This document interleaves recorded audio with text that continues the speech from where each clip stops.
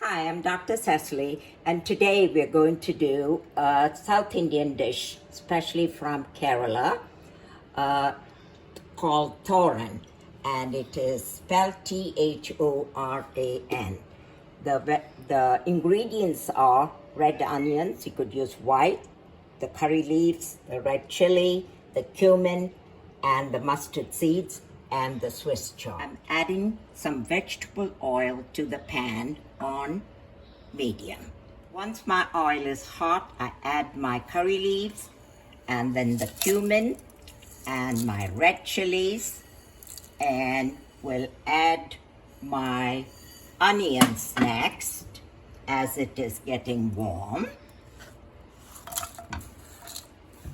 The oil is heating and you can hear the sizzling. And look at the onions. They need to be slightly golden brown, and it probably will take about 5 minutes. Once you can smell the aroma of the curry leaves, you can start adding your mustard seeds, which will start to splatter. And that's when you know your tadka is ready. Now I'm adding my Swiss chard, which has been cut into small pieces.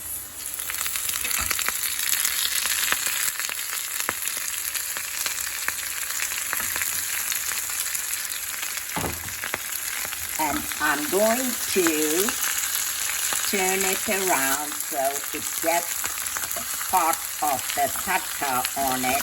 It's going to cook very fast. And notice I have not added any salt yet, because that will draw the water from it. So as it starts wilting,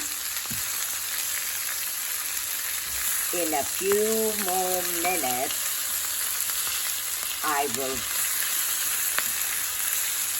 add the salt. Adding the salt now and then sprinkling it all over. So if you want more, you can add it later, because this will draw the water from the leaves and you'll have a lot of water.